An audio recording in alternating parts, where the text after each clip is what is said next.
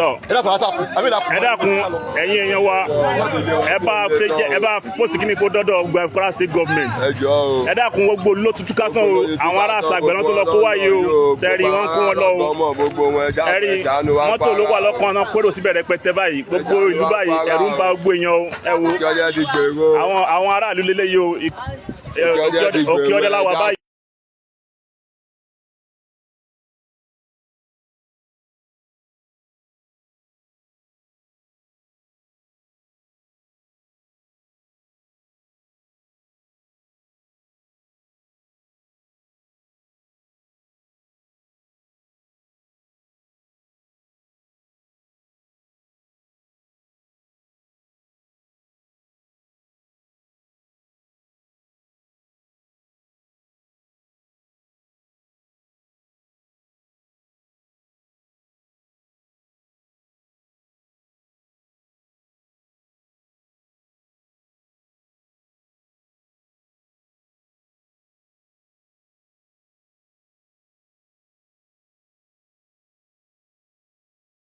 nǹkan tó ṣẹlẹ̀ báyìí kò yé wa o gbogbo nígbà kún sápò ń lu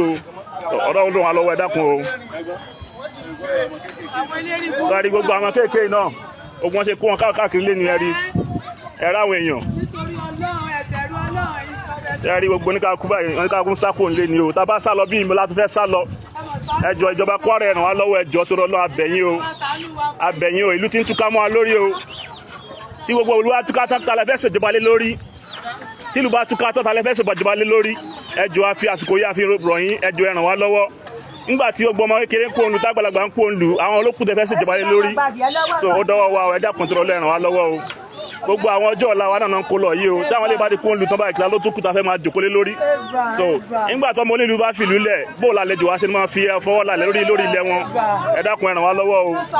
gbogbo mọ́tò tó wà ń gáràjò kéré àwọn ti lọ sí Sàgbẹ̀ lọ kó àwọn èèyàn wọ́n ń sá kó lé àtẹrù àti gbogbo ẹ̀ náà kó lọ ilé ti pọ̀jù ẹjọ́ ẹ ràn wá lọ́wọ́ o ẹjọ́ o.